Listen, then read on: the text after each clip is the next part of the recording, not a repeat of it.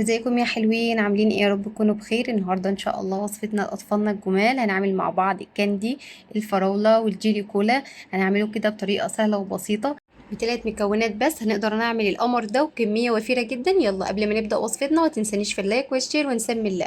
اول حاجه حبايبي هيكون معايا ثلاث مكونات زي ما قلت لحضراتكم. اول مكون معايا طعم الجيلي، اي جيلي اي طعم انت تفضليه. انا هنا فضلت طعم الفراوله، جيلي بطعم الفراوله، تقدري تجيبي بالمانجا بالمشمش بالتفاح اي طعم تفضليه.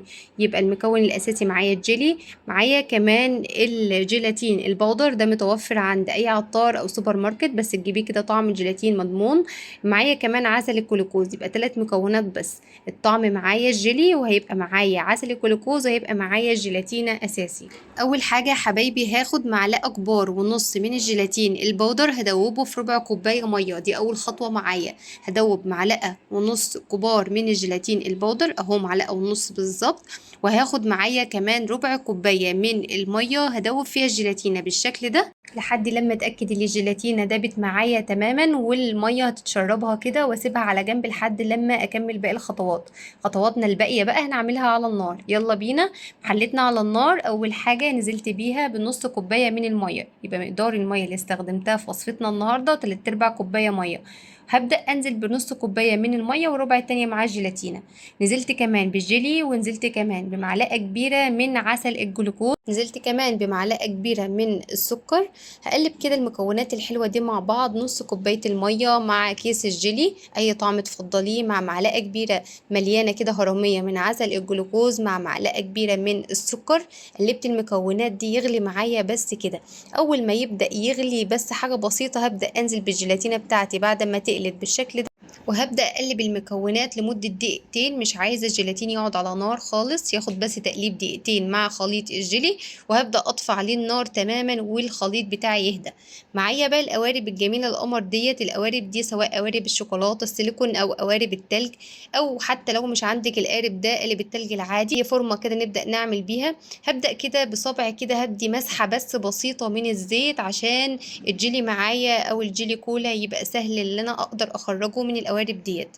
تمام بالشكل ده مسحة من الزيت. انا عملت كده بصبعي كده مسحة بسيطة خالص خالص، لان لو عملت بالفرشة هيبقى كمية الزيت كتير، انا مش عايزة كمية الزيت تكون كتيرة او طعمها يبان معايا. تمام دي اول خطوة. بعد ما مسحت القوارب بتاعتي كده دهنة خفيفة خالص من الزيت بالشكل ده، هبدأ اصب الخليط بتاعي. ومعايا طريقتين، لا اما بالسرنجة زي ما انا عملت كده تسهل معايا ان انا اصب الخليط بكل سهولة، اي سرنجة مخصصة للموضوع ده بس، او سرنجة نضيفة عندك تقدري تستخدميها وتخصصيها للجيلي كولا بتاعك.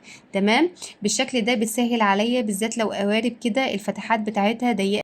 ولو مش متوافر السرنجة ديت ممكن بأي معلقة بكل سهولة أصب الخليط بتاعي برضو بأي طريقة تعجبك، سواء بالسرنجة سواء بالمعلقة. طريقتها سهلة وبسيطة جدا. بالشكل ده حبايبي هضيفها في التلاجة لحد لما الكاندي يتماسك تماما.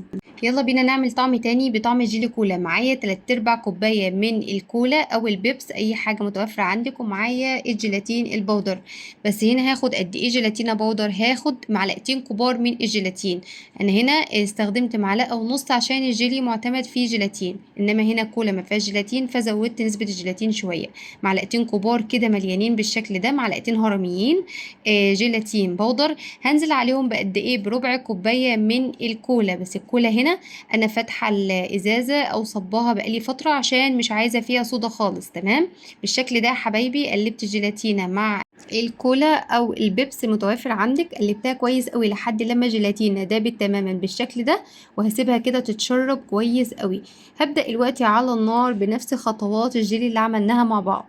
حلتنا على النار، نزلت بنص كوبايه من البيبس او الكولا، هسيبها كده تبدأ تسخن معايا، وهبدأ أنزل عليها بمعلقة كبيرة من السكر ومعلقة كبيرة هرمية من عسل الجلوكوز بالشكل ده حبايبي. وهبدأ أقلب الخليط البيبسي مع السكر مع عسل الجلوكوز، وأول ما يبدأ يغلي معايا هبدأ أنزل بخليط الجيلاتينة معايا. بصوا ما شاء الله، أول ما الجيلاتين يبقى قطعة واحدة بالشكل ده تعرفوا ان نوع الجيلاتين كويس جدا. تمام هبدأ أقلب الجيلاتين معايا كده لمدة دقيقتين لحد لما الجيلاتينة معايا تدوب تماما، وبعد كده هطفي عليها واحضر القوالب بتاعتي مدهونة دهنة بسيطة خالص من الزيت، وهبدأ اصب الخليط معايا خليط الجيلي كول في القوارب بالشكل ده. ولو مش متوفر عندك القوارب دي تقدري تستخدمي قوارب التلج العادية خالص الموجودة في كل بيت. وعلى التلاجة لحد لما الجيلي كولا يتماسك معايا. هنا ما شاء الله اللهم بارك بعد الجيلي كولا وكاندي الفراولة اتماسك معايا بكل سهولة. هبدأ اخرجه قدامكم اهو. بصوا ما شاء الله سهلة جدا ازاي طالعة معايا في منتهى الجمال. بصوا الطعامة، بصوا الجمال، ما شاء الله شكلها في منتهى الجمال. الولاد فرحوا بيها جدا جدا وانا نفسي فرحت بيها جدا جدا. بص اللهم بارك بتطلع معايا ازاي بكل سهوله. زي ما قلت لكم ما تنسوش مسحه بسيطه خالص من الزيت. بصوا الطعامه جميله جدا جدا مطاطيه كده، طالعه معايا بكل سهوله، طريقتها سهله في منتهى الجمال. بصوا جميله ازاي. هخرج معاكم كمان القوارب الجميله ديت. بصوا عامله ازاي الجيلي كولا معايا، عامله ازاي، شفتوا الجمال، تخرج معايا ازاي بكل سهولة. مع ان القوارب اللي معايا دي مش سيليكون غير التانية خالص، وبرضو طلعت معايا بكل سهولة ازاي. حاجة كده في منتهى الجمال متماسكة بفعل الجيلي. بصوا جميلة ازاي، ما شاء الله جميلة وفي منتهى الجمال. دي بتاعة الفراولة برضو عملناها بطريقة سهلة. بصوا انا بلعب بيها، جميلة قوي قوي قوي، مطاطية حلوة، قوامها حلو، عملت كمية معايا وفيرة، اوفر واحسن بكتير من بتاعة بره. بنصرف كده للعيال شيء وشويات عشان خاطر الجيلي كولا والكاندي، كل شوية كاندي جيلي كولا. لا ده انت تقدري تعمليها في البيت بأطعم مختلفة، ما شاء الله كمية وفيرة وهيتبسطوا بيها جدا. هنا كمان تقدري تضيفي كده شوية من السكر، تديكي كده طعم الجيلي كولا بالسكر زي اللي بنشتريها من بره. وبكده ما شاء الله اللهم بارك خلصنا الكمية بتاعتنا كلها. عملنا مع بعض كاندي الفراولة وعملنا جيلي كولا وعملنا جيلي كولا بالسكر. طريقتها سهلة وبسيطة. بصوا بسم الله ما شاء الله. تقدري كمان تحتفظي بيها في التلاجة، ولو سبتيها بره مش هيجرى لها اي حاجة. بصوا انا هنا بوريكم ازاي هي مطاطية وحلوة جدا جدا. بصوا الجمال ما شاء الله اللهم بارك، طريقتها سهلة. بصوا مطاطية ومتماسكة ازاي، قوامها حلو، تقدري تسيبيها بره زي ما قلتلكوا. بصوا انا بلعب بيها ازاي، ما شاء الله جميلة جدا جدا. قدرنا نعمل مع بعض الكاندي الفراولة والجيلي كولا بالسكر والجيلي كولا السادة من غير سكر.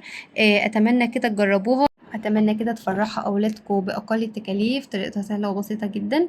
لو عجبكم الفيديو ما تنسيش تدعموني باللايك والشير ونفعل زر الجرس اللي لسه ما اشتركش في القناه عشان ان شاء الله يوصل لكم كل جديد. دمتم في امان الله والسلام عليكم.